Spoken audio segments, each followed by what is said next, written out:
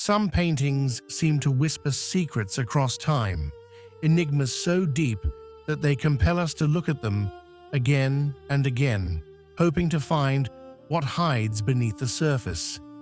One of them is the Arnolfini portrait, painted by Jan van Eyck in 1434.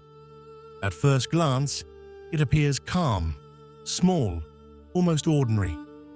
A man and a woman stand in a quiet Flemish room, bathed in soft light, surrounded by familiar household things: a bed, a chandelier, a little dog at their feet.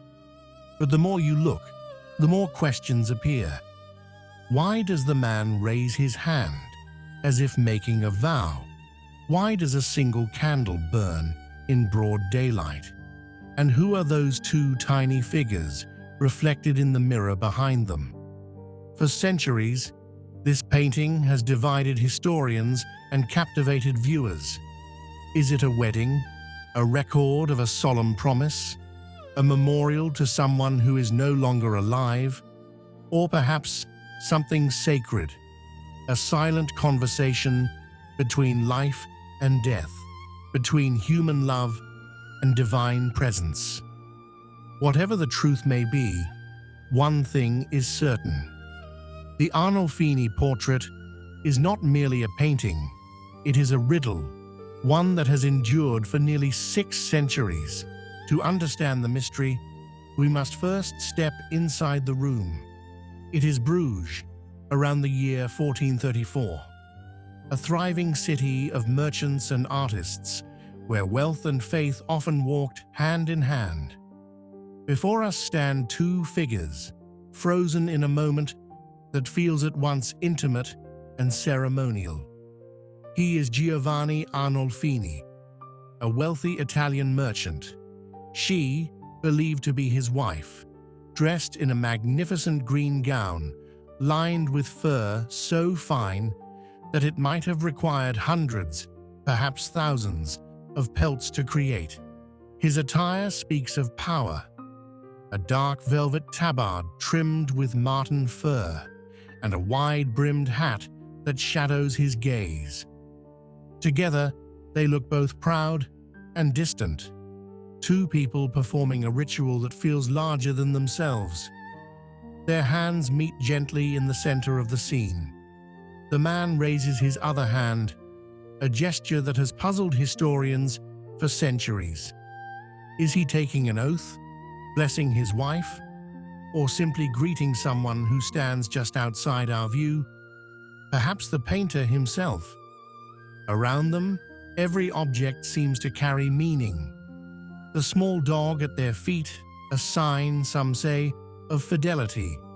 The orange fruits on the windowsill, rare symbols of wealth and purity. The wooden clogs left by the doorway, a reminder that this ground may be sacred, a place where promises are made before God. Nothing in this room feels accidental. Every fold of fabric, every reflection of light seems to speak, softly, but with purpose. At the center of the room, just above the couple's joined hands, hangs one of the most mysterious elements in all of art history: a small, circular mirror. At first, it seems like a simple object, but under Van Eyck's brush, it becomes a universe of reflection. If you look closely, you can see not only the man and woman, but also two additional figures standing in the doorway, one dressed in blue, the other in red. Who are they? Some say they are witnesses to a marriage. Others believe they may be visitors, or even Van Eyck himself, leaving a quiet trace of his own presence inside the work. Just above the mirror, written with extraordinary precision, is an inscription: Johannes de Eyck, Vuit hic, 1434. In Latin, it means Jan van Eyck was here. This was not a casual signature. Unlike other artists who signed their works in corners or hidden edges, Van Eyck placed his name boldly within the scene itself, as though he were not just the creator, but an official witness. It was this unusual detail that led the great art historian Erwin Panofsky to propose his famous theory, that the painting may not simply portray a marriage, but serve as a visual document of the ceremony itself, a legal record, signed not with ink, but with light and paint. Yet even if this theory is true, the mirror continues to hold deeper secrets. Around its edge, 10 tiny medallions show scenes from the Passion of Christ, from his arrest to the crucifixion. Why place those there in such a private domestic setting? Perhaps Van Eyck wanted to remind us that every human vow, even the most personal one, is made under the eternal gaze of faith.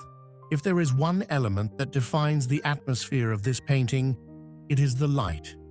Gentle, golden, yet filled with intention. Van Eyck painted light not as mere illumination, but as something almost divine, a silent presence connecting the physical and the spiritual. Every reflection, every spark on metal or glass seems carefully placed, as though guided by faith itself. But one light in particular stands apart, the single candle in the chandelier. It burns alone, even though daylight fills the room. For centuries, this detail has puzzled historians. Why would Van Eyck paint a lit candle when the window clearly lets in sunlight? Erwin Panofsky believed it was the wedding candle, a symbol of God's omniscient eye, the eternal witness to a sacred vow. Others see a deeper meaning. Only one flame burns, directly above the man's head. On the woman's side, the candle is extinguished. Some interpret this as the contrast between life and death, between presence and absence.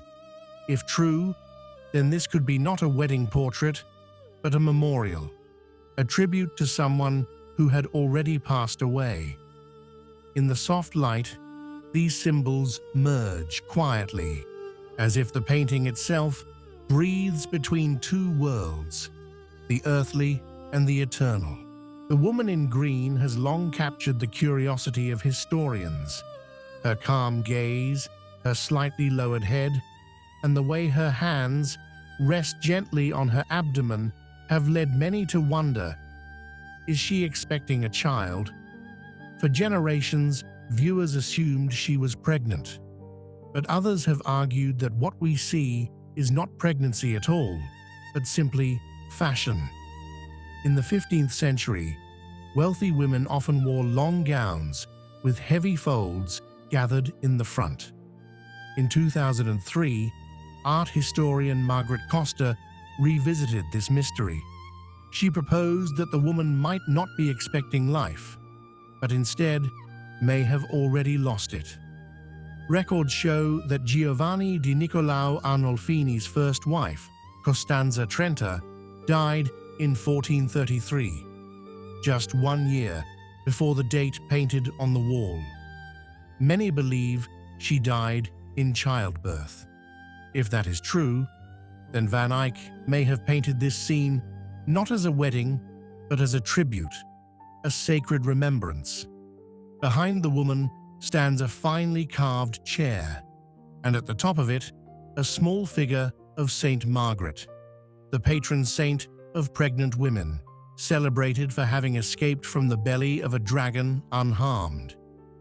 It is as if Saint Margaret stands watch, not over birth, but over the passage between life and eternity. Perhaps the painting captures not two living people, but one man facing both memory and loss. Among all the details that make the Arnolfini portrait so mysterious, one of the most overlooked, yet most meaningful, is the small dog.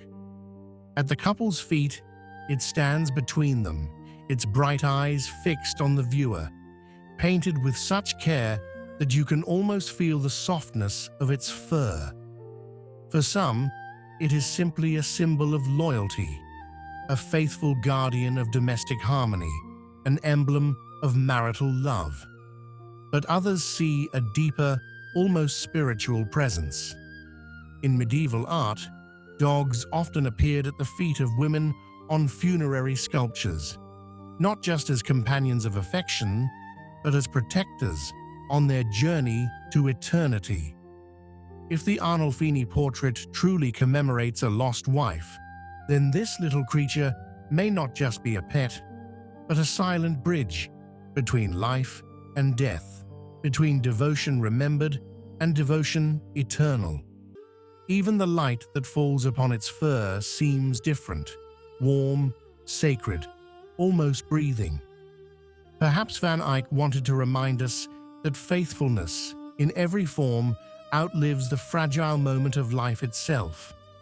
And so, 6 centuries later, the dog remains, watching, waiting, guarding the mystery still. After all these interpretations, one truth remains. No single answer can define this painting. Perhaps it is a wedding, perhaps a memory, or perhaps something greater, a quiet reflection on love, time, and the soul's endurance. Every symbol, the mirror, the candle, the shoes, the dog, weaves a dialogue between what we see and what lies beyond sight.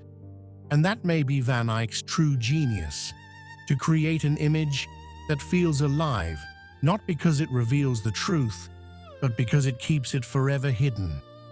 The Arnolfini portrait does not explain, it invites. It asks us to look again and to keep wondering.